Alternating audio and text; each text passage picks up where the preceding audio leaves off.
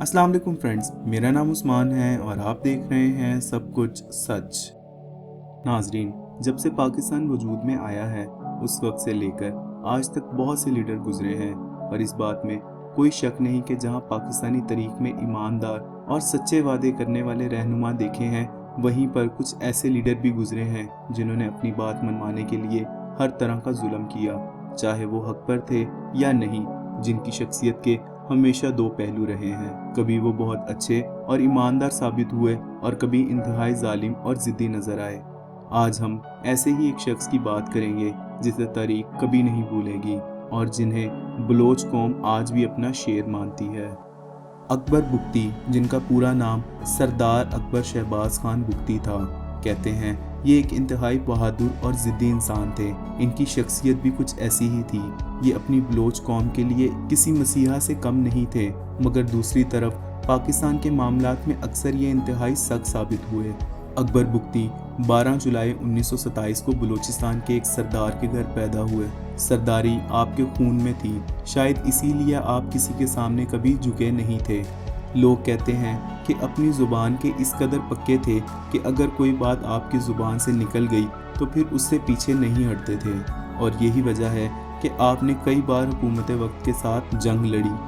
अकबर बुगटी ने अपनी इब्तदाई तालीम कराची के ग्रामर स्कूल से हासिल की और सेकेंडरी तालीम एचिसन कॉलेज से हासिल की, जबकि हायर एजुकेशन के लिए लंदन गए और ऑक्सफोर्ड यूनिवर्सिटी से तालीम लेकर आए। पाकिस्तान आने के बाद आप अपने कबीले के सरदार मुकर्रर हुए और यहीं से आपने बलूचिस्तान की कमान संभाली। अपनी कौम के तहफ़्फ़ुज़ और मुफादात के लिए अकबर बुगटी ने सियासत में कदम रखा। 1951 में आप बलूचिस्तान गवर्नर के मशीर बने और यूं आपका सियासी सफ़र शुरू हुआ। 1951 के बाद 1958 में आप वफाकी कबीना के रुकन बन गए और फिर 1960 में नेशनल पार्टी के रुकन मुकर्रर हुए, मगर इस दौरान आपके मामलात अयूब खान से ख़राब हुए और आपको जेल जाना पड़ा। लेकिन जेल से वापस आकर भी अकबर बुगटी रुके नहीं। 1973 यानी भुट्टो के दौर में आप बलूचिस्तान के गवर्नर बन गए और 10 साल तक गवर्नर रहे, मगर 10 साल बाद भुट्टो के साथ भी आपके इख्तलाफात हुए और आपने अपनी ज़िद में आकर इस्तीफ़ा दे दिया। इस्तीफ़ा देने के बाद आपने अपनी एक अलग पार्टी यानी तहरीक इस्तक़लाल में शमूलियत इख्तियार की, जिसमें आप बलूचिस्तान के सूबाई मेंबर सिलेक्ट हुए और बलूचिस्तान के वज़ीर आला बन गए। फिर इसके बाद आपको कौमी असेंबली का रुकन बना दिया गया, मगर यहाँ भी आपने अपनी खुद की मर्ज़ी के मुताबिक चलना पसंद किया और कौमी असेंबली में उर्दू ज़बान का बायकॉट कर दिया। यहाँ तक कि आपने अपना हलफ भी बलोची ज़बान में ही उठाया। मुल्क के मुफादात के लिए ये कोई मुनासिब इक़दामात नहीं थे। यही वजह थी कि हुकूमत वक्त आपके खिलाफ खड़ी हुई, मगर अकबर बुगटी भी किसी सूरत हार मानने वाले नहीं थे। वक्त गुजरता रहा और अकबर बुगटी और हुकूमत वक्त आमने सामने आते गए, मगर इसी ज़ोर आजमाई के दौरान अकबर बुगटी एक और मामले में उलझ गए।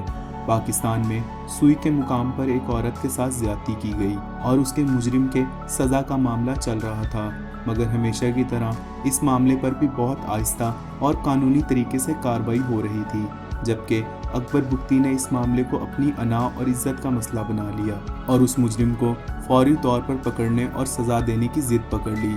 इन्होंने हुकूमती इदारों के साथ खुली जंग की और किसी सूरत झुकने से इनकार कर दिया।